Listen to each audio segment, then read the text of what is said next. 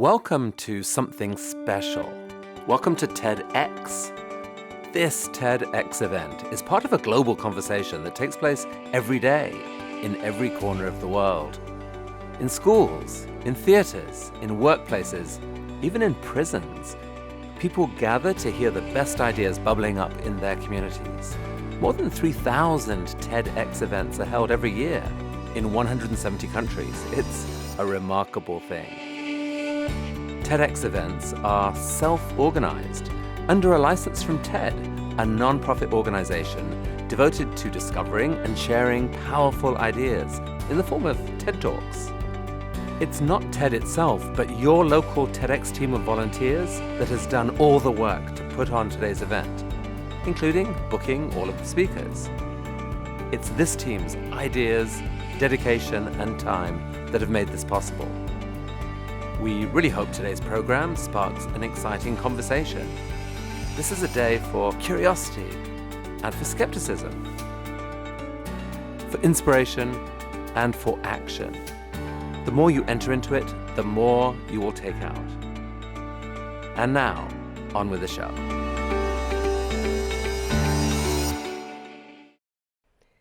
Good afternoon, and welcome to the first ever TEDx Youth event in Monaco, TEDx Youth at ISMonaco.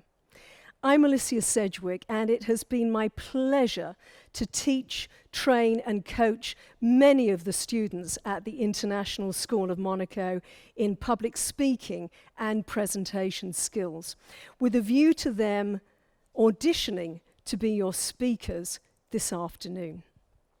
I've also managed the mostly student-led committee to organise the event. Mostly student-led. We've had 3 adults, parents, and also the assistant head of secondary school, Hannah Gettel. But I'll speak to you more about the committee later on this afternoon. The committee gave to the school several ideas for the theme for today. And the school voted and chose our theme, which is mistakes that change, brackets, little d, close brackets, the world. Mistakes that changed the world. Now, in order to put on a TEDx event of any kind, you have to obtain a license from TEDx. And there can be no mistakes in that application because it can be refused. Fortunately for us, my co-curator for this event is now a Year 13 student, Emily Rameau. And thanks to her, our application for the license was granted really speedily and without any question from TEDx, which was quite something for the first ever application for a TEDx youth event here in Monaco. Let me tell you a little bit about Emily. She is French and Belgian. Her passion is running. And fortunately for us, she never ran away from her responsibilities for this event. When she found out that the school was organising a TEDx event, she decided to join because she wanted to experience being a part of something which touches many people globally. Especially because she had seen the wide range of topics which can be approached and the discussions that take place when she participated in TEDx Monte Carlo salons in the past. As my co-curator of TEDx Youth at ISMonaco, Emily has enjoyed seeing the event slowly take shape. She has found it to be a rewarding experience to work as part of a team to create a whole event from scratch. Having volunteered for TEDx Monte Carlo salons in the past and seeing their events, it made her want to keep being a part of the TEDx spirit and be involved in creating our event. She says that she is so proud to be part of our team and to work collaboratively with us, hearing the huge range of new ideas that everyone came up with at every meeting. For me, working with Emily has been wonderful. She is dedicated, conscientious, and a powerful but calming person to have on our team. Emily, I'm so proud of you, and I thank you so much for all of your hard work for TEDx Youth at IS Monaco. Now, an event like this as well couldn't take place without the support of our community. And we are so grateful for our gold sponsors. Hill Robinson. Many thanks, Hill Robinson Yacht Management, for your generous support of this event. Hill Robinson's success is built on teamwork, and it's through extraordinary working together that they deliver the extraordinary. ICT Partners Monaco, formerly Gale Force Computing, your technology success partner, helping your business succeed by providing managed IT services to high net worth individuals, family offices and businesses since 1988, from cloud mail, Office 365 to IT security and business continuity. Our fabulous PTA of the International School of Monaco, who say that they are incredibly proud of all the students who have participated in this first ever TEDx Youth event, TEDx Youth at IS Monaco, and they are delighted to provide support to our students. Thank you so very much. I also want to give grateful thanks to the support of Nike Monaco, TEDx Monte Carlo, and Stars and Bars. It is my pleasure as well that we have had the support of the Éducation Nationale, and the director, Madame Bonal, has sent us this video message. Chers participants, mesdames et messieurs, je suis très honorée d'ouvrir cet événement TEDx Youth et de partager quelques pensées avec vous. Tout d'abord, j'aimerais souligner le fait que c'est la toute première fois qu'un événement TEDx Youth est organisé à Monaco et j'espère qu'il sera suivi par de nombreux autres. Des conférences TEDx ont déjà été organisées ici en 2016 et 2017, mais aucune n'était spécifiquement dédiée aux jeunes.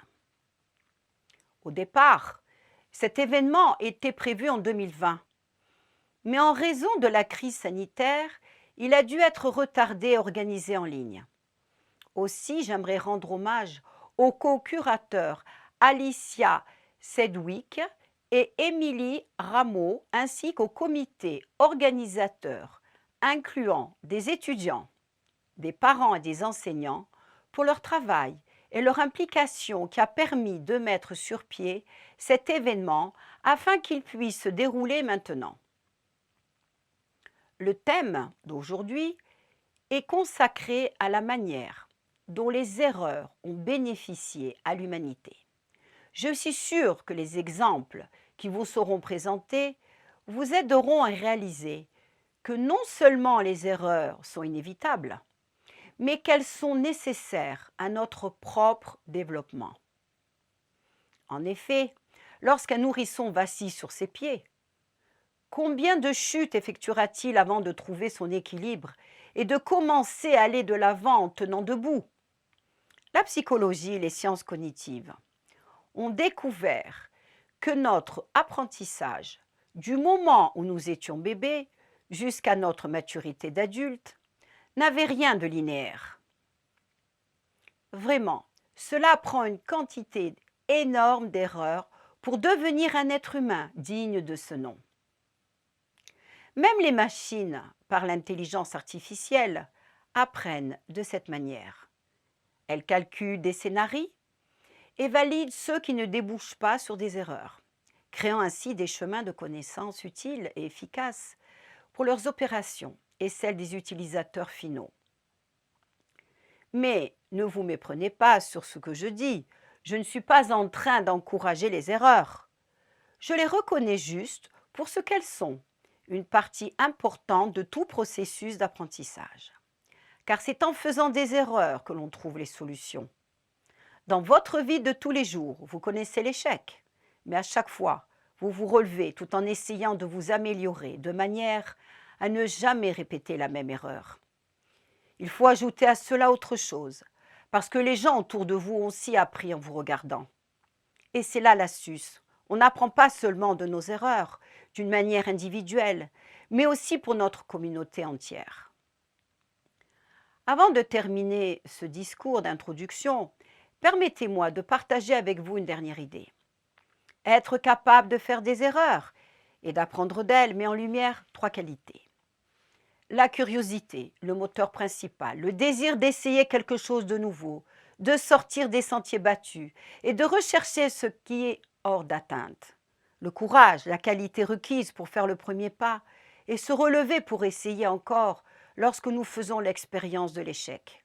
L'intelligence, le pouvoir de notre esprit, permettant de mettre les événements en perspective, de comprendre ce qui a fonctionné ou pas, afin d'envisager la meilleure manière d'agir à l'avenir.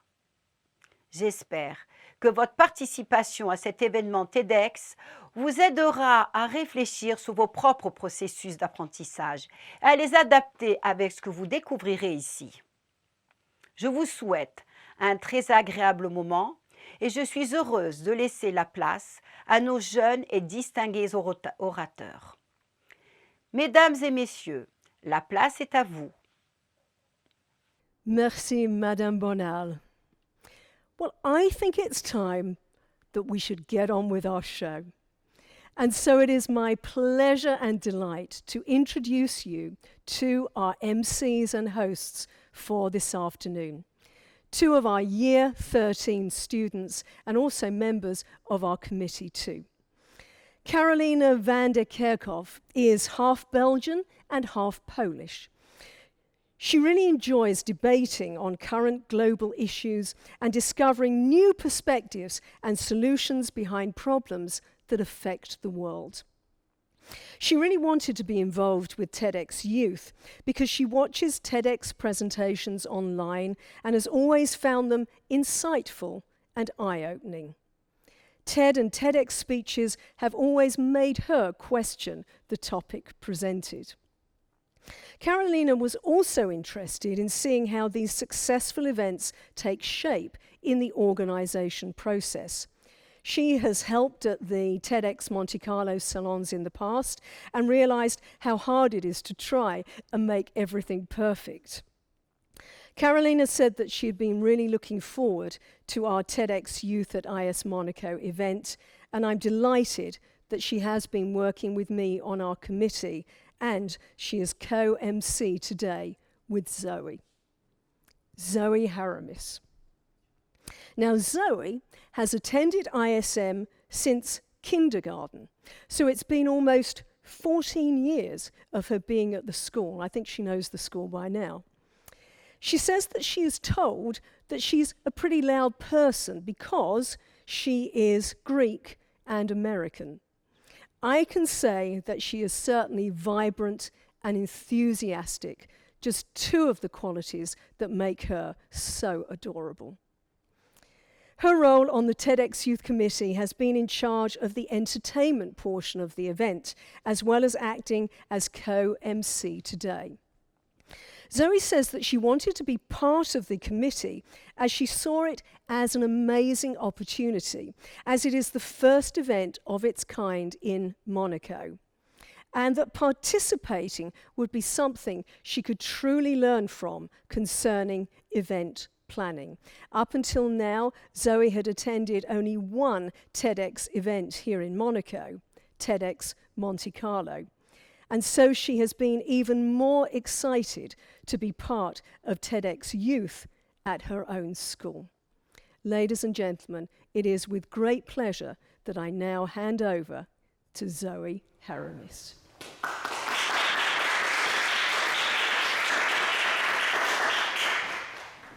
Thank you very much for that introduction, Alicia. My name is Zoe Haramis, and now it is my pleasure to present the first speaker for this afternoon. For a girl who, herself, has never stayed fixed. Her topic seems most fitting, considering her life story. Daughter of a French diplomat, Esther Goldblatt is perhaps the most eligible person to describe our generation's movement towards a less stationary lifestyle. Having grown up alongside the Burkinabe, Malagasy, and Eritreans, Esther has gained a profound wisdom, though she is only 17. We have once heard her say, "The peoples of Africa have taught me that home is not a place, but memories." We believe there is no better way to tie her incredible story to the likes of her speech, as she chooses to share her thoughts on what she believes to be mankind's biggest mistake. Everyone, please help me in bringing Esther to the stage. Thank you.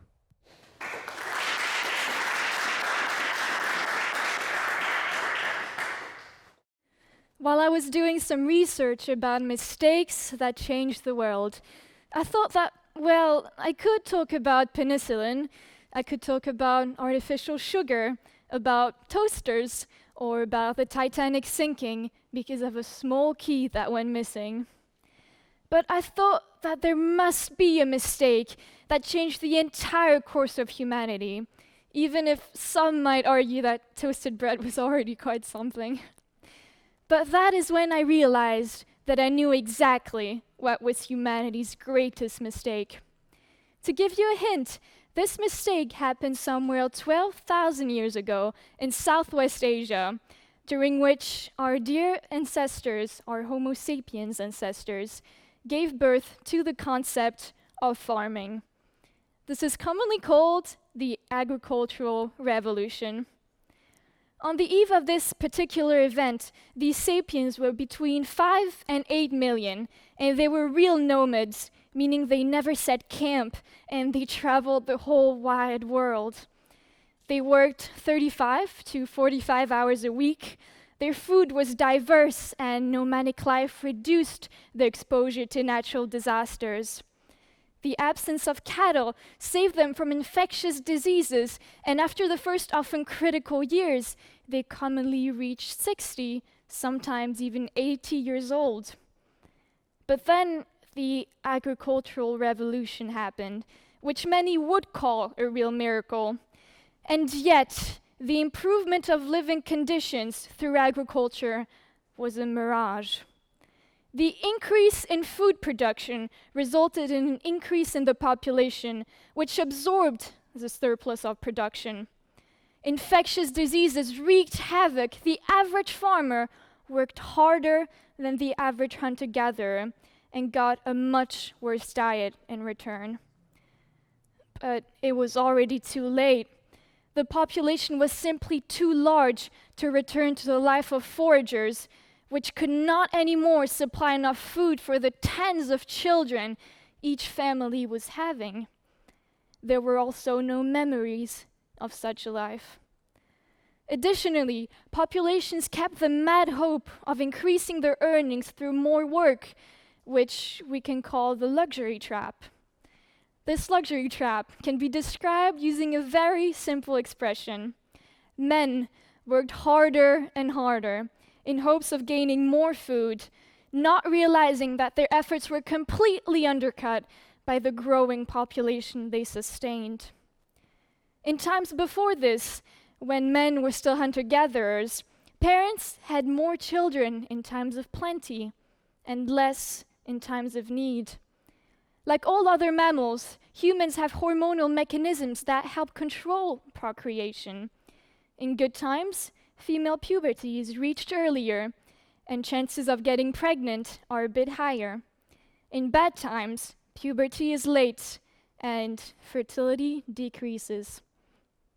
But after agriculture became the new fashion, women had more time to have babies, sometimes even one a year. Because tribes had more mouths to feed, they planted more wheat and created more fields. Babies were needed as extra hands on these fields, which encouraged even more the fact of having more children. But these children became weaned at very early ages, and they fed on porridge rather than maternal milk. This weakened their constitutions and made infant mortality soar. Children died in droves, and adults ate bread by the sweat of their brows. The average person in Jericho of 8,500 BC lived a harder life than the person in Jericho of 9,500 BC. But nobody realized what was happening. Hence, the agricultural revolution narrowed the horizon of man to his house and his land, which he had to work and defend against enemies. He had to plan for the future, limit his consumption until the next harvest, or in anticipation of bad weather or war. In short, the agricultural revolution was history's biggest fraud. Of course, the transition from nomadic to agricultural life took place gradually. A common plant, that was wheat, developed on land burnt by Homo sapiens. Men quickly realized its domesticable character and undertook to cultivate it, but at the cost of immense efforts.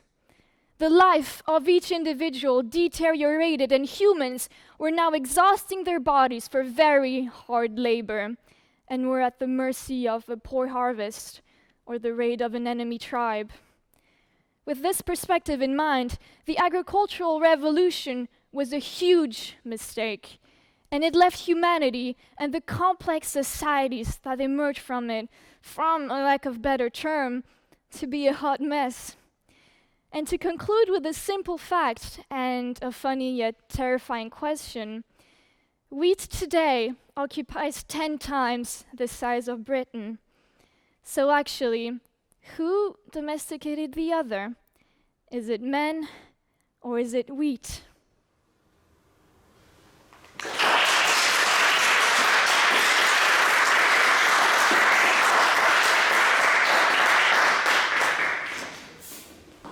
Thank you, Esther. Leela Wellings is a sweet young girl whose love for writing and telling stories attracted her to the opportunity of getting involved in this TEDx event. Much like Esther, Leela, despite not being the eldest of our group of speakers and is only 11 years old, had several opportunities to travel and experience many different places and cultures, being the daughter of a teacher, of course. The topic of Leela's speech is a silent hero, one used often today, but perhaps not as praised as it was upon its invention. Having saved millions, Leela dives into the world of medicine to bring you the story of what started as merely a messy scientist. Please help me welcome Leela.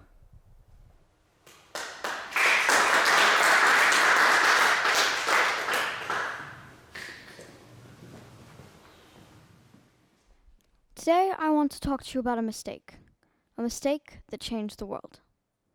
Now, we all make mistakes, all forget stuff once in a while, but only a few of those slip-ups are revolutionary. Only a few change the world. These mistakes don't come along often, but they do come, for example, plastic or X-rays and even the chocolate chip cookie, which came to be because of a rather determined baker who would not allow running out of melting chocolate to minimize her cookies. Though it would be interesting to learn about how snacking was changed forever, that's not what I want to talk to you about. I want to talk to you about a young scientist who forgot to clean his lab and saved millions of lives by it. Who was this messy scientist? His name was Alexander Fleming. Born 1881 in Darvel, Scotland, I doubt the nurses delivering him would have thought that he'd go on to serve as a captain in World War I, win the Nobel Prize in Physiology or Medicine, the John Scott Medal, and the Albert Medal. Born to two farmers, Grace Sterling Morton and Hugh Fleming, Alexander lived a simple childhood alongside his multiple siblings from both his father's first and second marriage. The year was 1929, and Fleming decided he needed a well-deserved break. Now, I'm going to pause our story to ask a question. When you go out or on holiday, do you tidy your room? I know what you're thinking. Why are you nosing in my life with questions like that? Just bear with me. It will make sense in a minute. No, that's what I thought. Well, don't worry. Neither did Fleming. So when he returned, his lab was in need of some desperate spring cleaning. He was doing just that when he stumbled upon a petri dish of Staphylococcus. For those of you who don't know what these fancy pants out of words mean, a petri dish is a small, clear disc that scientists use to store bacteria and other test subjects, and Staphylococcus is a type of bacteria. Anyway, the petri dish had been left uncovered, and Fleming noticed that the mold growing upon it had killed many of the bacteria. Mold being the green fluffy stuff you find on food after it's been left out too long, a disappointment if you're just about to tuck into a snack.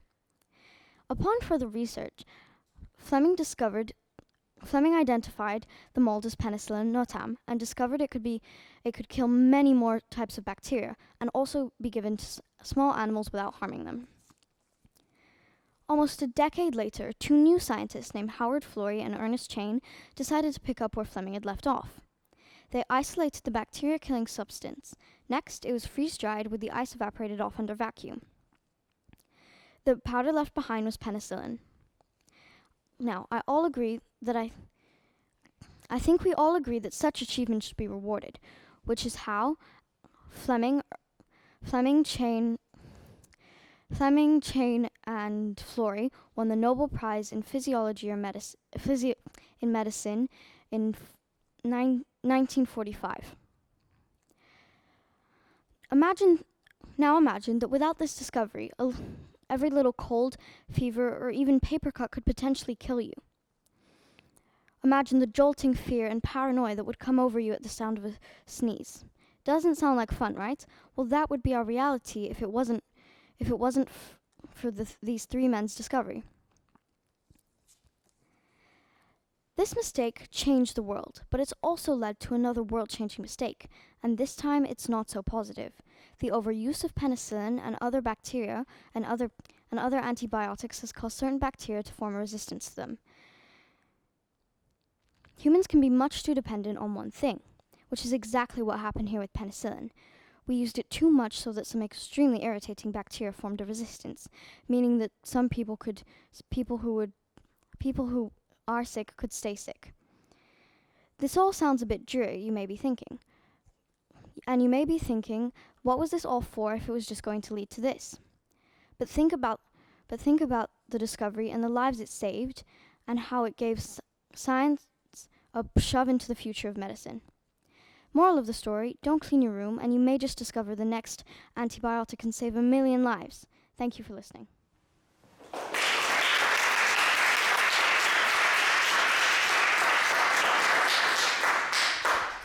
Thank you so much, Layla. Now, Georgie Dennings. In Year 10 is a passionate character who perceives the world through a lens of appreciation and love. It is for her unique outlook on life that she has been able to take a different approach to our TEDx prompt today.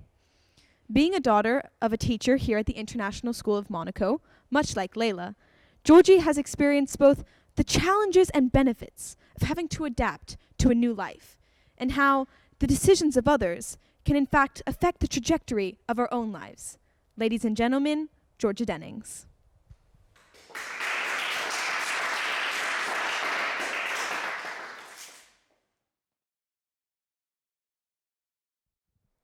There was once a small girl who lived in a small house in a big city. For her, every day was the same. She would go to her school, play in the park with her friends, and then go home. She was perfectly content with her repetitive life, but her mum wanted a change. Her mum decided to write an application to teach in a different school in the same city. She had made this insane plan. The mum said that if she didn't get this job, she would move to Bali to stir things up. But a few days later, she had gotten an interview for the job near her home.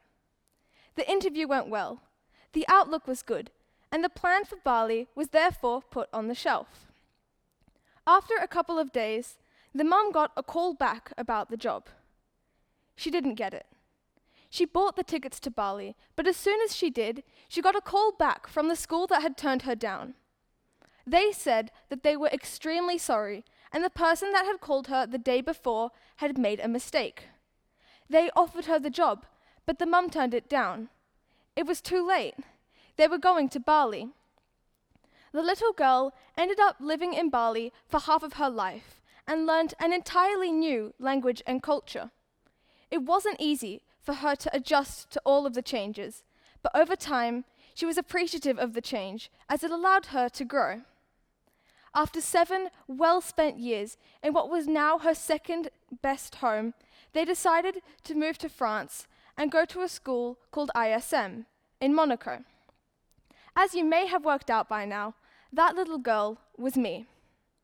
The topic we were given to talk about today was mistakes that changed the world, but I decided to talk about the mistake that changed my world, as it is the one that I know best.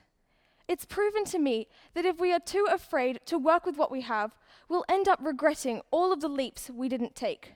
For if my mum didn't take that leap to enforce the plan that had the power to change my life, I would be in a very different place right now. I would most likely be sitting in my local school back in Australia instead of being in the south of France. Mistakes happen all the time, and they are completely out of our control. It has become a commonly discussed theme that the mistakes we make don't define us, and that we can only grow from them. But what about mistakes made by other people? Everybody around us has an impact on our thoughts and our lives, and so any mistakes they make are bound to affect us in some way. So what should we do if somebody makes a mistake that affects our lives so drastically we don't know what could have happened without it? Well, it is the way we react to mistakes that has the ability to impact our lives. In fact, there was a mistake made by somebody quite recently that has impacted the lives of people all around the world. The mistake I'm talking about is the coronavirus, or, to use the scientific name, COVID-19. Now, this virus has affected millions of people, causing many schools to go online and many people to work from home. Though it might be difficult for people to believe, a study done by the Harvard Business Review has proved that people are more productive when they work online. The subjects in this study completed 13.5% more calls when they worked from home, and they also completed an extra workday's worth of work a week. They also quit at half of the rate, and therefore reported a much higher job satisfaction.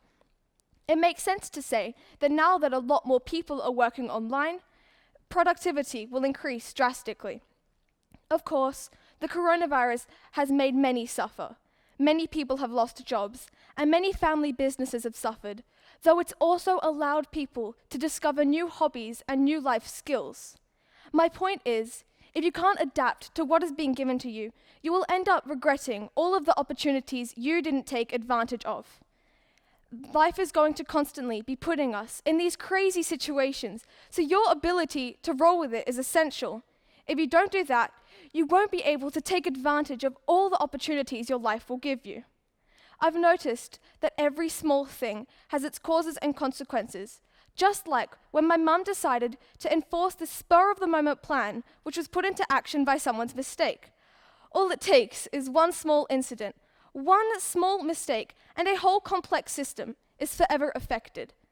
So the next time you make a mistake, or someone makes a mistake that affects you, think of all of the wonderful opportunities that could come your way because of it.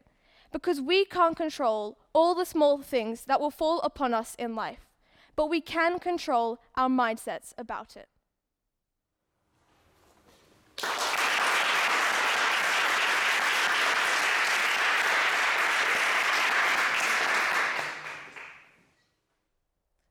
Thank you, Georgie. We have already seen 3 completely different approaches to our prompt, mistakes that change the world. However, one that is currently changing the world is the way in which we choose to interact with our surroundings, whether it is with our neighbor or with our environment. Please welcome our first piece of entertainment this afternoon with Sasha Jatania singing Colors of the Wind.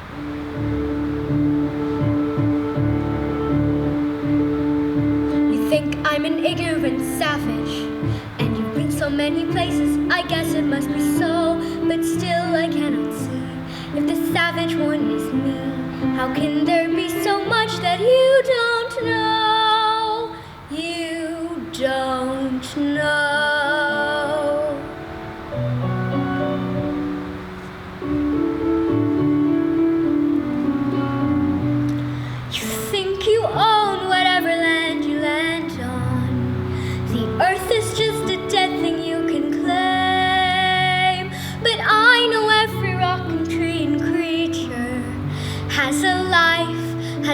hear it has a name. You think the only people who are people are the people who look and think like you. But if you walk the footsteps of a stranger, you'll learn things you never knew, you never knew. Have you ever heard the wolf cry to the blue corn moon, or asked the grinning bobcat why he grinned? Can you sing with all the voices of the mountains? Can you paint with all the colors of the wind? Can you paint with all the colors of the wind?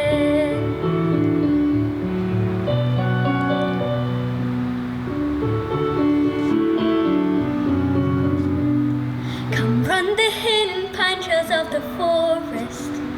Come taste the sun-sweet berries of the earth. Come roll in all the riches all around you, and for once never wonder what they're worth. The rainstorm and the river are my brothers. The heron and the otter are my friends, and we're all connected to each other in a circle, in a hoop that never ends. High will a sycamore grow. If you cut it down, then you'll never know. And you'll never hear the wolf cry to the blue corn moon. For whether we're white or copper skinned, we need to sing with all the voices of the mountains. We need to paint with all the colors of the wind. You can own the earth, and still all you'll own is earth until you can paint with all the colors of the wind.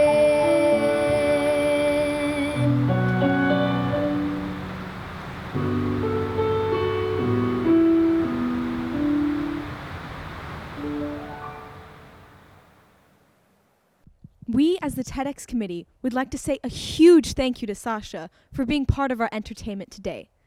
Now, Katerina Matuzny's vibrant and eccentric uniqueness has allowed her to excel in the creative and performing arts.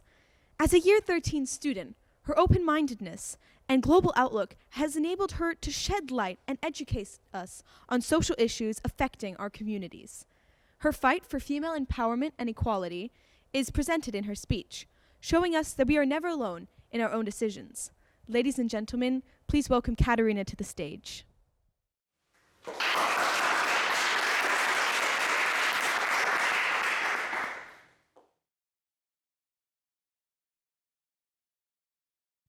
One dictionary definition of a mistake is an action or an opinion that is not correct. Yet I'm curious to understand what not correct exactly means. We live in a world with over 7 billion unique people, all with different personalities, beliefs, and definitions of not correct. Therefore, how many times throughout history have we heard about courageous acts being considered wrong at that time? More specifically, how many female acts fighting for a better future were considered wrong? Today, ladies and gentlemen, I would like to explore how several times in history, women's so-called mistakes have changed the world by looking at 3 distinct women and their prominence. If we look at female activism across a large spectrum of time, there are plenty of diverse acts to pick out from. Firstly, why don't we look at a more classic example which occurred during the 16th century? This example was the life choice of one of the most successful monarchs in British history, who was certainly Queen Elizabeth I. Her road to the throne was actually quite challenging, but she fiercely turned England into a major European power in politics, commerce, and the arts. Nevertheless, she was still continuously criticized for being the Virgin Queen. It was wrong for her to remain unmarried. She instead claimed that her marriage was a symbolic one, with England as her husband. Without vowing her life to England, perhaps she wouldn't have attained all her achievements. With her intelligence, her craftiness, she didn't need a man by her side. This mistake caused her to become one of the greatest female leaders. Now, let's turn our attention towards a very well-known example during the civil rights movement in America from the 1950s, or rather a crime that sparked the civil rights movement. What she did was refuse to give up her seat on a bus in Montgomery, Alabama in 1955. This was shocking because she was simply a black seamstress who refused a much more superior white man. You see, in 1955, Alabama was still governed by segregation laws, which allowed only white citizens to sit in the front. When Rosa Parks was on that bus, tired, after a full day of work, she had to give up her seat because there were none left in the white section. Her subsequent arrest generated the very successful Montgomery bus boycott, launching a nationwide battle against segregation. Despite being fired and receiving death threats, her resistance continued to inspire a high level of activism. This defiance definitely made her an icon. A mistake then, and a victory now. Finally, it is impossible to discuss brave women, or in this case, brave girls, without mentioning Malala Yousafzai. Just like Queen Elizabeth and Rosa Parks, she refused to listen. She unlawfully disobeyed when the Taliban took over her town in Pakistan and banned girls from going to school. She boldly fought to inspire girls to rise against this regime. But when she publicly spoke out on women's rights to an education, a gunman boarded her school bus and shot her in the head. She was only 15, and she was already attacked for her crime. She stood up when nobody else did. Not only did her defiance become a symbol for young girls yearning for an education, she received a Nobel Prize laureate in 2014. In fact, she was the youngest recipient at the age of 17. To conclude, an American author, Albert Hubbard, once said, "The greatest mistake a man can ever make is to be afraid of making one. Perhaps we should change that man to woman." We have just seen 3 different women from completely different backgrounds, races, and with unique ambitions. What they all have in common is committing their mistakes for a better world. So no matter who you are and what you're doing, a mistake for those around you might, after all, not even be one. Thank you.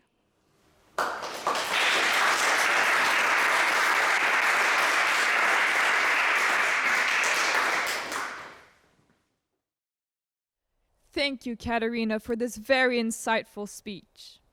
Now, ladies and gentlemen, let's get ready for Sophia Zwiegers from Year 7, who is ready to take us back to where it all started. Much as Katerina talked about the courageous acts of women throughout time, Sophia is ready to take us to essentially the very beginning of time.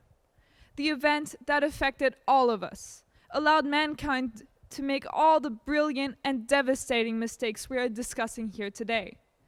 Sophia's topic proves the crux, and what some would argue, the very first mistake. Sophia Zwiegers, everyone.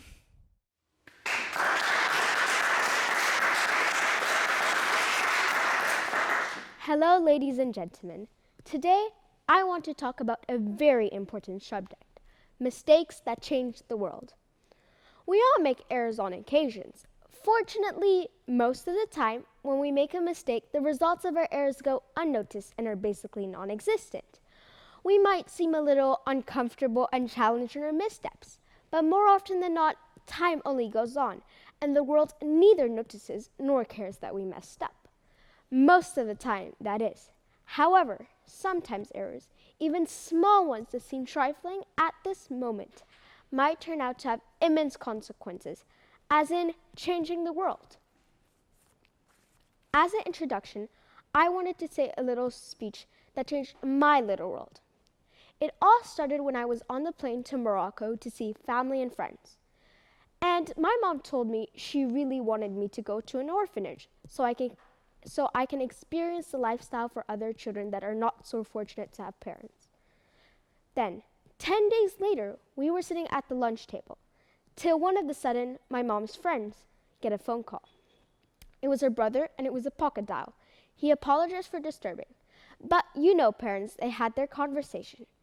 Till he said, I'm on my way to the orphanage. You know, the one I go to every week so I can volunteer for my sports lessons? When my mom heard this, she went ballistics. She couldn't believe her ears. She didn't know this was true. So off we went into the car. But I'm going to be honest with you guys. Remember that TV movie, Annie? Yeah, I thought there was going to be a Miss Hannigan there. But when we arrived, it was the most heartwarming place I've ever been to. I never felt a connection that much with children my age. It was crazy how they didn't even know what a cell phone was. They didn't believe that you could call from one point to another point. They didn't even know what pictures were. They didn't know what games were. It was so funny to see them play with my phone. We were having a blast, till sadly it was time to go home. It went to, I'm gonna be honest, I was kind of scared, to a, I'm gonna be honest, I started crying because I had such a nice day. Now, 3 years later, after hard working with this orphanage, I am proud to say that I have 109 adopted siblings living in the village Sofia dar Bouillard. Okay, so now, where were we? Okay, so the mistake that we're going to talk about today is a teensy-weensy bigger of a mistake. My speech isn't just a mistake that changed the world. No, my mistake created the world. The Big Bang. Imagine this. 13.8 billion years ago, it suddenly exploded. The universe that we're standing on and that we know was born. Time, space, and matter all began with the Big Bang. In a fraction of a second, the universe grew from smaller than a single atom to bigger than a universe, and it kept growing at a fantastic rate. It's still expanding today. As the universe expanded and cooled, energy changed into particles of matter and antimatter. But these two didn't really like each other, so they simply destroyed each other. Did you know that some matter did survive? And can you imagine that protons and neutrons started to form when the universe was only 1 second old? Over the next 3 minutes, the temperature dropped below 1 billion degrees Celsius. To put that into context, the lowest ever recorded temperature in Antarctica was minus 86.8 degrees. Because of this, protons and neutrons started to form nuclei. And finally, the nuclei found its missing puzzle piece, the electron. With all these three forces coming together, boom, the universe was created. Without the Big Bang, there would be nothing. That doesn't mean pitch black, no. I mean nothing. The concept of nothing is very hard for humans to comprehend because we always had something. We always had the clouds above our head or the grass beneath our feet. The Big Bang shows us history of how stars, galaxies, and rocky planets were formed. The first stars would take, let's say, 50 to 100 million years to form. And galaxies would take 150 to 250 million years to form. And rocky planets wouldn't even form till stars used up all their star power in a catastrophic explosion. Maybe it's not a coincidence that we're observing the universe 13.8 billion years after the Big Bang. Maybe it will give us a chance to experience and explore more planets like our own, light years away. We wouldn't even be here if it wasn't for mistakes. Okay, don't get me wrong. I'm not telling you to make a mistake every single day on purpose, but you could make a mistake on occasions. And, for example, when Christopher Columbus discovered North America just because of a miscalculation, or when Alexander Fleming discovered penicillin, which helped save hundreds of people in World War II. Life is full of mistakes. We learn from them. Okay, yeah, maybe you won't be able to make a mistake that creates an entire universe, but you could make a mistake that betters your lives and the lives around you. We learn from our mistakes. That's what forms our foundations and our personalities. It's normal. We make them on a daily basis. For example, when we forget to clean our room and then our mom gets super mad at us, we learn to clean our room and listen to our mom. And once, as a famous psychologist, Freud once said, "History is just people making old mistakes." Thank you for your time.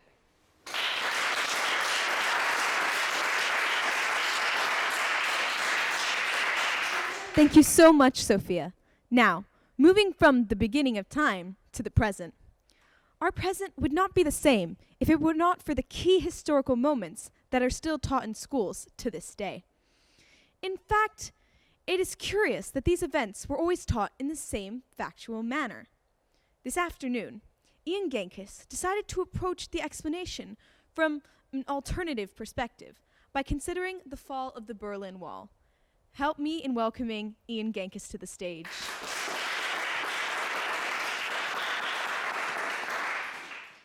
Just 2 syllables, 3 consonants, and 4 vowels. Failure. No word receives as much shame or is more feared as the word failure. But what many of us fail to realize is that mistakes are a fundamental part of success and can become the keys to victory. Today, ladies and gentlemen, I would like to share with you a mistake that has changed our world. It was November the 9th, 1989, a time when East Berlin was still cut off from the world by the Berlin Wall. The government of East Berlin decided to ease political pressure by allowing some East Germans to travel temporarily to the West. Gunter Schabowski, a spokesperson for the East German government, was tired after a long night of work. Next morning, he had to deliver the news on the travel regulation updates, but had not read them yet fully himself. Facing journalists flashing cameras and scribbling notepads, an interviewer asked whether the rumors were true that the borders would be opening, and, confused and fatigued, Gunter's answer was unclear, but 3 words stood out. Immediately, right away. Reporters pounced, and as the word quickly traveled to citizens, a trickle of curious East Berliners grew to massive crowds, chanting, "Open the gates!" Unable to get clarification from leaders, the guards eventually gave in, and over 40 years of iron-fisted control over East Berlin was toppled. Families reunited, Germans rejoiced, and it was a historical moment marking the end of an era. Today, where the militarized border split Germany into 2, a faint 860-mile scar remains. It is green. After a long-running battle between landowners, government authorities, and environmentalists, the federal government declared the border zone a designated nature reserve. What was once an insurmountable obstacle, especially to those in the East, crossing the strip has now become a literal walk in the park. Although Gunter Schabowski's mistake may have appeared as a fatal error for the Soviet Union, looking back, we can look at it in a positive light. Many of the monetary inequalities caused by Germany's past division has been resolved through the implementation of welcome money to East Berliners. In the past, East Germans lived off of a bland and homogeneous economy. Today, Germans from all regions can access a colorful plethora of exotic foods and luxuries. What at one time may be conceived as a failure can from another perspective be interpreted as the right decision. It is my belief that all mistakes, whether large or small, lead us to where we are meant to be today, and what we perceive as a mistake may be quite the opposite. The story of how the Berlin Wall fell tells us that we must not be afraid to make mistakes, but embrace them, for they can be essential to progress. As Michael Jordan once said, "I've failed over and over again in my life, and that is why I succeed."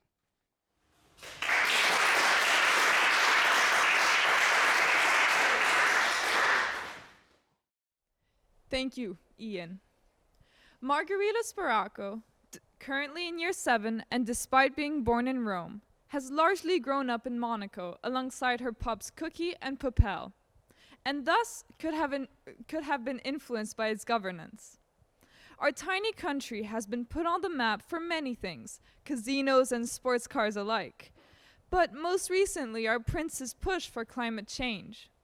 It is perhaps for this reason that Margarita is so well versed and immediately prepared when we brought out the theme of our TEDx event, jumping to a discovery that has changed all of our lives. The question is, was the change really for the better? Let's find out.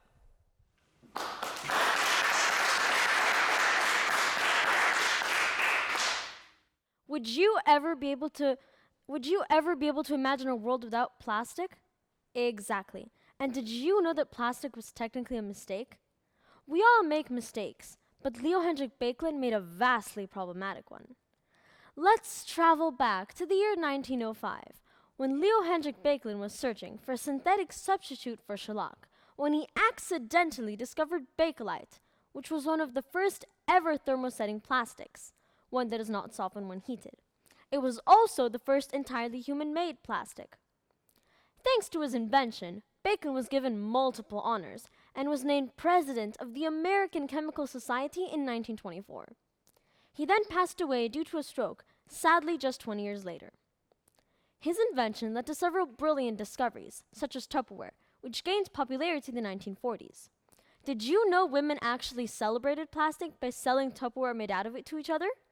In fact, such an event would be called a Tupperware party.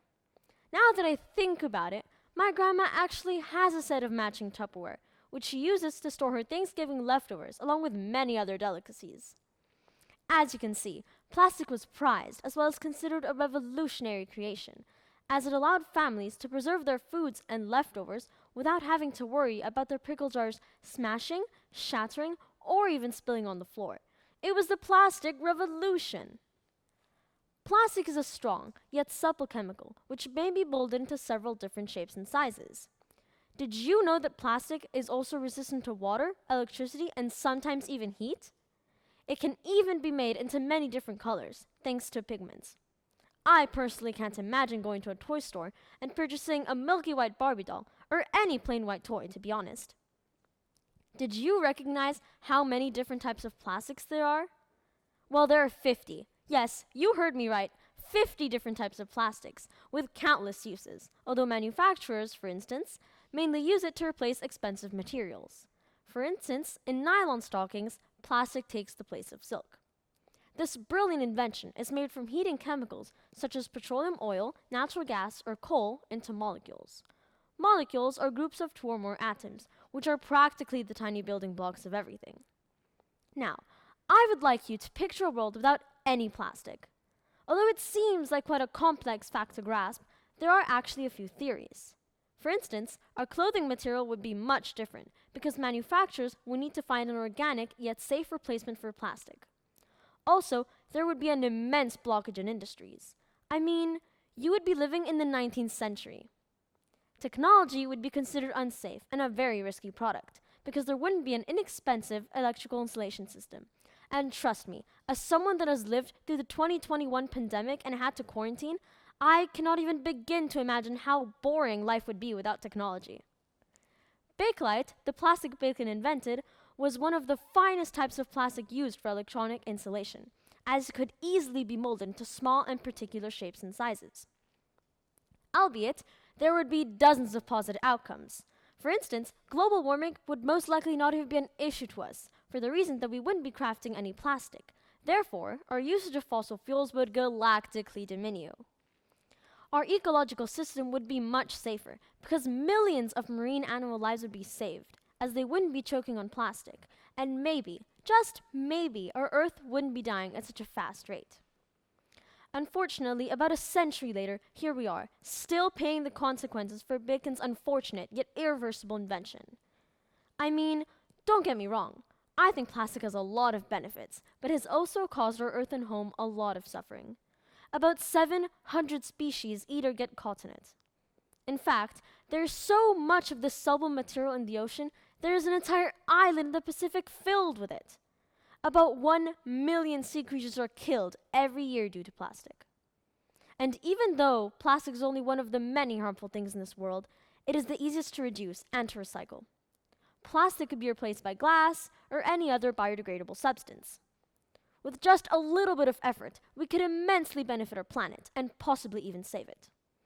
A few ways of helping it recover could be by bringing your own shopping bags, stop buying bottled water, reduce the use of plastic straws, or you could even switch to metal ones.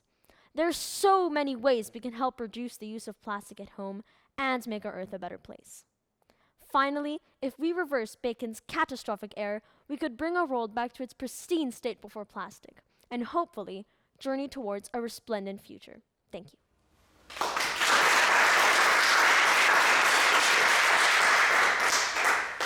Thank you, Margarita.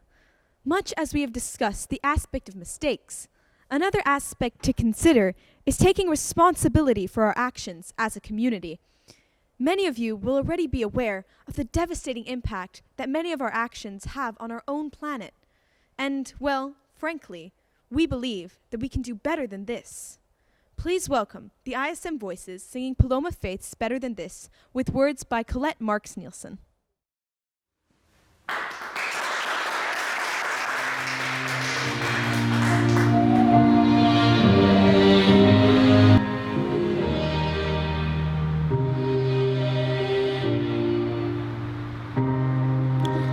Fish in the ocean are swimming through the plastic and waste we're bringing.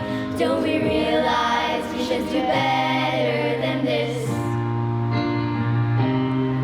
When the ice into the sea is falling, hear the cries of Mother Nature calling that we all should do better than this. I lift my face, I still see the blue sky. I know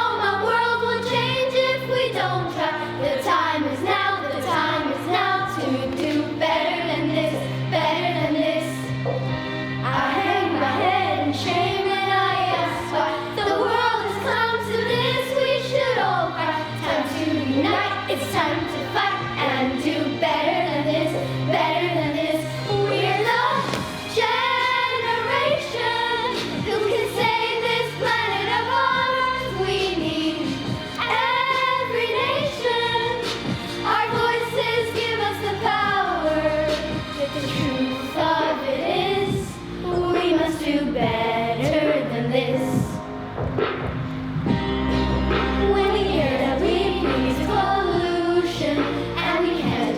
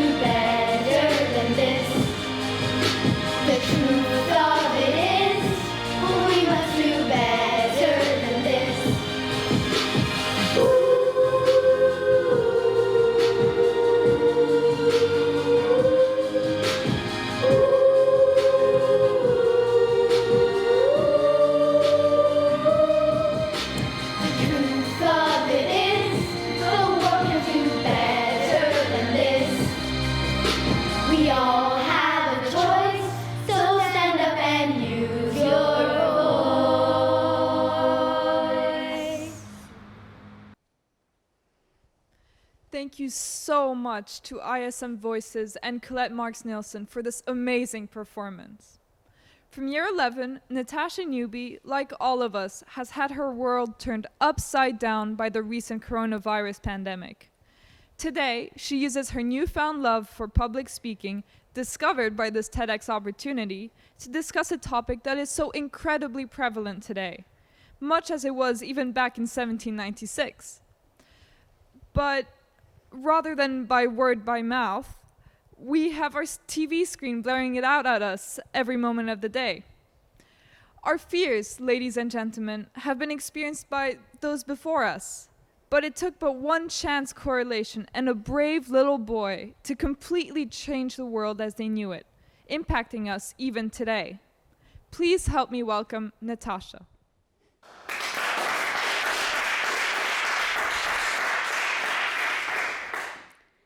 This is, without a doubt, one of the deadliest diseases known to man. And I'm not talking about COVID-19. I'm not talking about the Black Death, which killed 25 million people. And I'm not talking about the Spanish flu, which killed 50 million people. This was a lot worse. Over the course of 3,000 years, it is first believed to have appeared in 10,000 BC. Unfortunately, 300 million people have passed away because of the smallpox pandemic. But despite the tragic outbreak that affected innumerable amounts of people, including Queen Elizabeth I herself, I'm going to talk about its vaccine, which saved countless lives and was, of course, a mistake. To get a better idea of a mistake that did in fact change the world, let me set the scene. We're in May 14th, the year is 1796, and English physician Edward Jenner has a hunch. We're in Berkeley, England, and all those around us have succumbed to the merciless wrath of smallpox, which has now become unmistakable thanks to the sores which appear on the carrier. This very evening, Jenner happened to be walking past a farm where he saw Sarah Nelms milking a cow named Blossom. She was a milkmaid, and her complexion was, curiously, completely unblemished, save for her hands. This coincidental encounter conducted Jenner to put in place an investigation. And apart from a smattering of sores on her hands, Sarah did not have smallpox. This was a very rare sight indeed, and to Jenner, this had little to do with coincidence. He took a sample of Sarah's sores, and all he needed now was a test subject. James Phipps, the 8-year-old son of Jenner's gardener, fit the description, and had the sample taken under form of injection. Although what was injected into little James is now under speculation, it is believed that Sarah had cowpox. Cowpox is a milder version of smallpox, passed on from cow to human, acting as an inoculation to its deadlier cousin. Under the supposed knowledge that those who contracted cowpox barely showed any symptoms of smallpox, and that those who survived smallpox didn't get it twice, if Jenner had just injected Phipps with cowpox, he would surely survive a dose of smallpox, right? After Phipps's swift recovery from the cowpox injection, he received a hefty dose of smallpox, and, to the world's amazement, he remained healthy. This risky experiment is often seen as the foundation of immunology, and despite Jenner not being the first to suggest that smallpox and cowpox are related, he was the one precarious enough to actually go and try it. This just goes to show that you don't have to be the one to come up with an idea, but what you do have to be is unafraid of failure, unafraid of mistakes in order to discover and reveal countless things about the mysterious world that we live in. What sums this up is, I never fail, either I succeed or I learn, said by Nelson Mandela. And if everyone can take a moment to think about just that, then we can surely come to the conclusion that a mistake has never actually been made.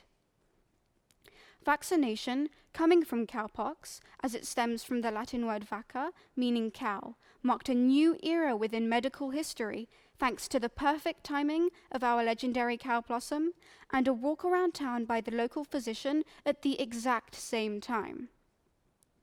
This revolutionary experiment made smallpox the first disease officially conquered by man, and it definitely changed our world, saving hundreds upon thousands of lives, not just from smallpox, but from the SARS pandemic and now from COVID.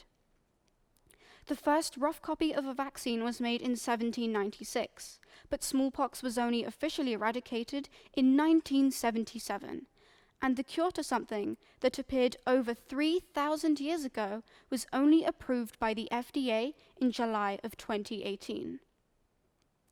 The global eradication effort initially used the strategy of mass vaccination campaigns, leading to 80% coverage of each country, thereafter using case finding and ring vaccination to seal off all known possible contacts and stop the outbreak.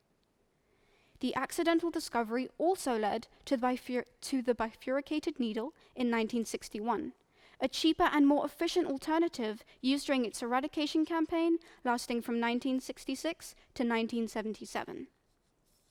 It also led to the first vaccine emergency stockpile created by the World Health Organization.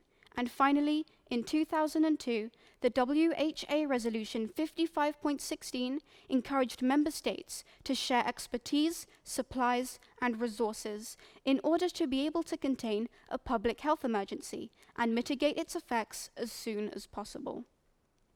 Does that sound familiar? This accidental smallpox vaccine has kept on changing the world that we live in, despite many being unaware of it. It sparked deeper research and better preparation for dire situations such as the one that we're in now.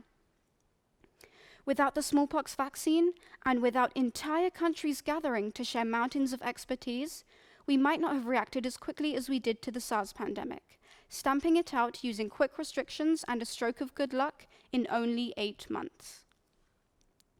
On top of this, we may not have found a vaccine as fast as we did for COVID.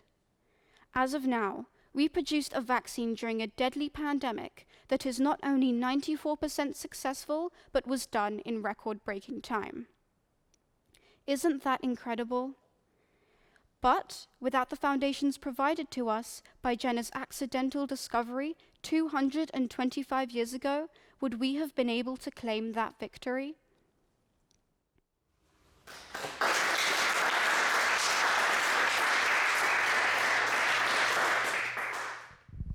Thank you so much, Natasha. How incredible that a discovery made so long ago is still so prevalent today. Next up, we have Anna Vlad from Year 7. When initially asked, one of the words which Anna used to describe herself was curious. It seems that this curiosity has translated into her topic for today's prompted discussion. Anna has proven to us that even the little are mighty, with the same strength and resilience as that of her focus of discussion. Ladies and gentlemen, Anna Vlad.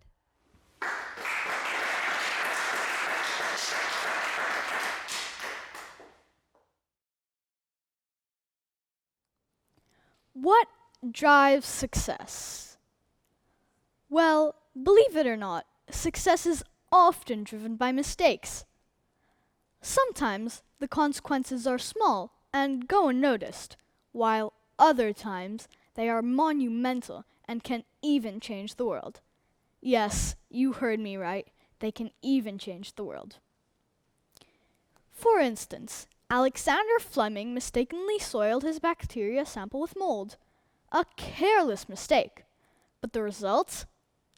Penicillin, which has saved millions of lives. Then there's John Hyatt's famous spill of collodion that dried to form what we know today as plastic. To really see these mistakes more clearly, let's look at French chemist Edouard Benedictus. Mr. Benedictus was born in 1879 and passed away in 1930. His profession was not only being a chemist, but also a painter. His career commenced in the Nouveau Art period, and he is well known for his Art Deco images. One day in 1903, while pursuing one of his many projects, an accident occurred involving a glass flask being knocked onto the floor of his laboratory. Big mistake or big discovery? Well, it's the latter. You see, inside the flask he had put cellulose nitrate, a type of liquid plastic. This solution had evaporated into an invisible film. So, when the flask fell, the glass shattered, but the pieces hung together in the shape of the flask due to the invisible film. Why is this glass shatterproof, you may ask? Well, this is due to the fact that it is assembled of 2 or more sheets of glass bound together by plastic polymer. When this type of glass is broken, instead of shattering, it is designed to stay put. This prevents people from being harmed by the threatening edges. Today, we refer to Benedictus's mistake as safety glass, otherwise referred to as shatterproof glass. This revolutionary discovery had a huge impact on the world. For instance, in World War I, it was used in gas mask lenses. Today, safety glass is used in all kinds of windows, glass tables, as well as glass doors. You'll also find it in refrigerator trays, bulletproof glass, and diving masks, to name just a few of its uses. Countless lives have been saved by safety glass, such as the unfortunate Chelsea bombings in 2016 in Manhattan, where the lower windows of buildings were fitted with safety glass. This prevented glass from blasting out of the windows into the people on the streets. Many of us in this room, including myself, might not even know that the windshields of all our cars are constructed of safety glass, keeping us safe whilst driving. So, Benedictus's clumsy mistake paid off not only for him, but for the entire world, as most of the glass we see through today is made of his safety glass. Even though many disregard the significance of safety glass, let's recognize its many benefits, as listed above, and how it is key to our everyday lives, just like penicillin and plastic. And that, my friends, concludes just a few examples of great, big, revolutionary mistakes.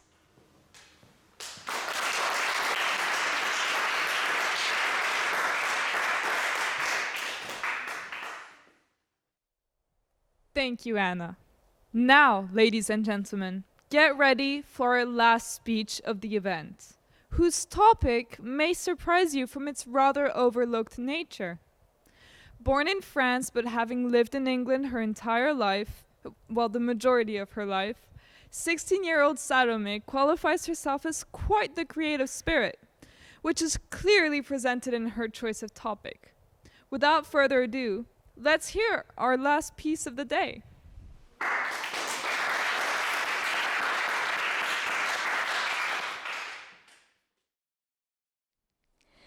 Today, I am going to talk to you about something you will have all heard of. Something most of you will have used before, and that many of you may even use on a daily basis. Can you guess what I'm referring to? Let me give you a hint. They usually come in packs of 100, generally are square-shaped, and, most importantly, they're known and recognized for their neon colors. If you thought of Post-it notes, congratulations, you'd be right. Indeed, today, I'm going to tell you the story of how Post-it notes accidentally came to be. When the Post-it was released in 1980, its inventor was so confident in its triumph, he claimed it spread, and I quote, like a virus. We all know, unfortunately, how fast and unrelenting that truly is, but rather than leave in its wake a trail of fear and of anguish, Post-it notes brightened up our world, both literally and metaphorically. Typically, when the topic of accidental and yet brilliant inventions is brought about, Post-it notes aren't exactly what come to mind. What many people don't realize, however, is that the humble Post-it note has indirectly changed the lives of many, with millions of us around the world subconsciously relying on those genius, colorful little squares for countless mundane things. Now, here's a question for you. How many Post-it notes do you think are sold each year? Would you say it's 1 million? Or 100 million, maybe? Or what about 10 billion? all of these guesses are wrong. In fact, there are 50 billion post-it notes sold and produced annually. And to help you visualize that, if you were given a post-it note every single second of your existence from the moment you were born, it would only take you 1,585 years to get to 50 billion.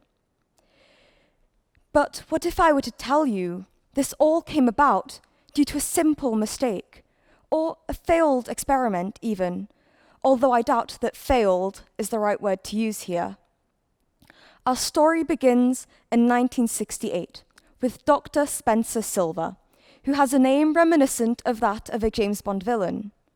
Dr. Silver, who was not in fact a villain from James Bond, but rather a simple chemist employed by the company 3M, was in the process of inventing a strong adhesive.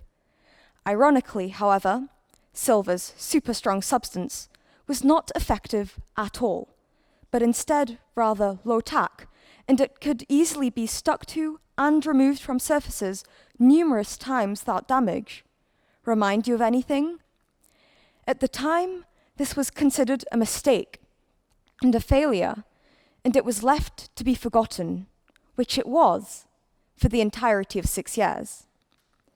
A co-worker of Silver's, Arthur Fry, a devout Christian who dedicated much of his time to his church and its choir, was the one to be struck with the idea of the universally appreciated post-it note. Nothing in this world would anger Fry more than the paper bookmarks in his hymn book, which would constantly fall out and have to be replaced offensively frequently. It was his irritation that provoked his idea, and having remembered Silver's failed experiment, he knew just what needed to be done to bring his vision of the post-it note to life. Over the next 6 years, the team developing the post-it only discovered more and more uses for the accidental invention. What was initially supposed to be a bookmark was becoming this broadly useful item which could be adapted to its purchaser's needs.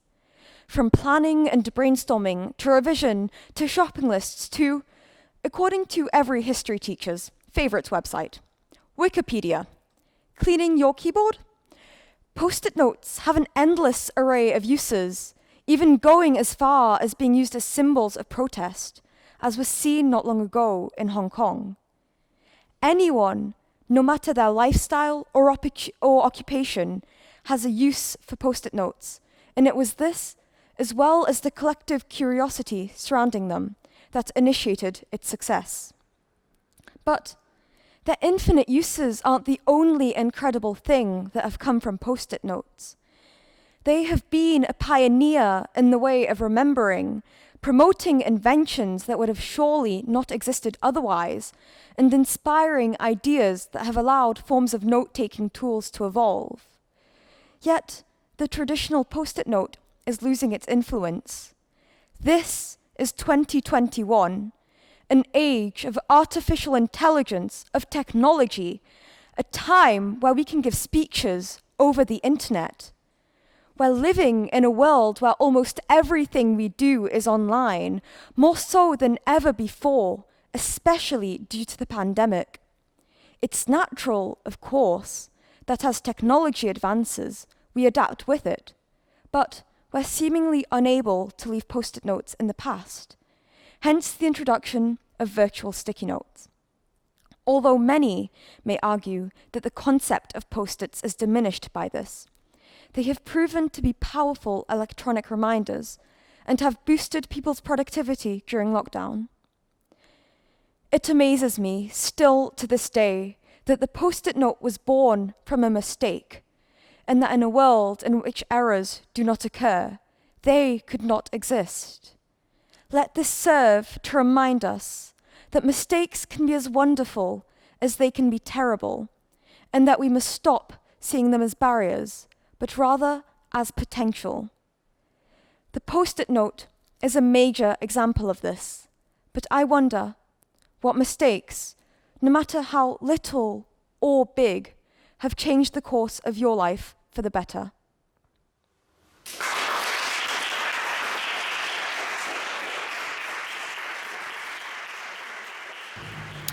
Well, hello everyone. I'm Julian Thomas, the director of the International School of Monaco. I just want to say a huge thank you to all of you for being present today. It's been a fantastic afternoon, an inspiring one too. So thank you all very much for coming. And thank you to the organisers too, to Ms. Gettel and her team for putting this together. And I hope, and I'm sure she will be, delighted with how it's gone. But can I make a particular thank you to all of those who have spoken today. It takes huge courage to give your inner thoughts and ideas and opinions in front of your peers in this way, and I think they have been absolutely fantastic. So thank you to all of you. It takes great courage, as I said, and actually courage has been the underlying theme of the entire afternoon. We've learnt about mistakes that change the world, and let's be honest, we all make them. I make them regularly, and we will all continue to make them. It's part of what makes the world go around. But the true courage comes in recognizing when you have made a mistake, that sort of self-realization, and then wanting to learn from it and put things right. Sometimes we make a mistake and it has a negative impact on someone else or other people. And those are the moments where you recognize it and apologize and endeavor to put things right. But also that there are those times when you've made a mistake, things have gone wrong and things haven't turned out. It's been a bit of a failure. And those are the times when it's very easy just to give up and go home. But actually, those are the moments where it's so important to pick yourself up, dust yourself down, learn from what went wrong, and make things better next time. Without mistakes, as we've heard so eloquently today, there is no development. Things can't move forward. So mistakes are to be embraced. They are to be, if you like, enjoyed, have the courage to learn from them and move forward. So thank you very much, everyone. I hope you've had an enjoyable afternoon. I look forward to seeing you at another ISM event in the future. Have a good day. Thank you, Julian Thomas, Director of the International School of Monaco. Julian mentions in his message that we should learn from our mistakes. At which point, I just want to mention that earlier on in the show, we had a technical issue, which meant that we didn't hear all of Madame Bonnell's presentation for us. Our apologies for that. We will learn from that mistake. I'm sure that all of you have learnt this afternoon just how fabulous our MCs and our speakers are at TEDx Youth at the International School of Monaco. I think you'll all agree that we've learned, we've been inspired, and we've been entertained. Everything that a TEDx Youth event should do. Now, as I mentioned at the start, we couldn't do such an event without the support of our entire community. I want to thank our student mentors. Now, they really helped our younger students, particularly in the content of their speeches today. Let me thank our student mentors who really dealt with our younger speakers, particularly with understanding, care, and great support. They are Serafima Lakshin, Zara Dennis, Enya Demea, Natalie Makatsaria, and Yulia Aksanova. I also want to thank Mr. Matt Richards for our TEDx lettering. In fact, Matt, I have to tell you, I like it so very much that the school may lose it. It's coming into my lounge for our decor. Thank you to Colette Marks Nilsson and her entertainers as mentioned in the programme. I also want to thank Julian and all of his team at Solid Rusk Productions. Thank you so much.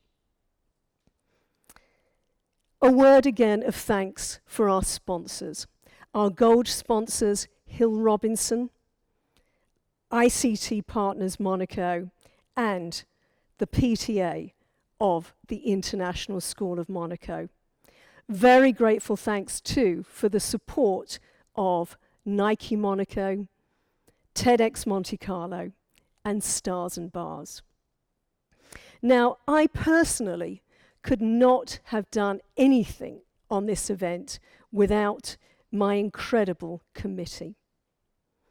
I already introduced to you my co-curator earlier on in the show, Emily Rameau, and thank you, Emily, once again.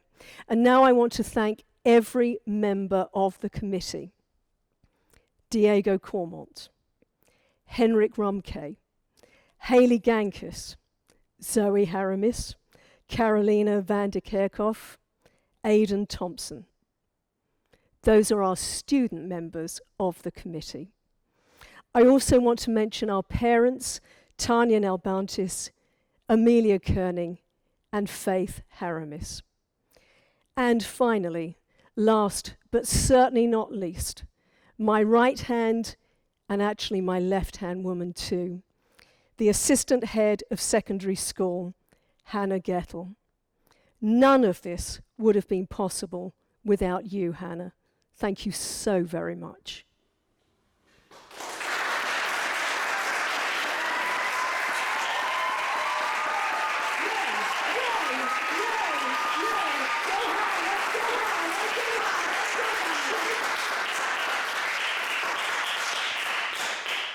I want to thank all of you today for joining us and supporting the first ever TEDx Youth event in Monaco, TEDx Youth at ISMonaco. We all sincerely hope that next time we do TEDx Youth at ISMonaco, it will be in person and that we can actually be physically together. Until then, thank you so very much for your support. Continue to enjoy this Valentine's weekend. Keep well and safe, and enjoy the weekend in health and in love.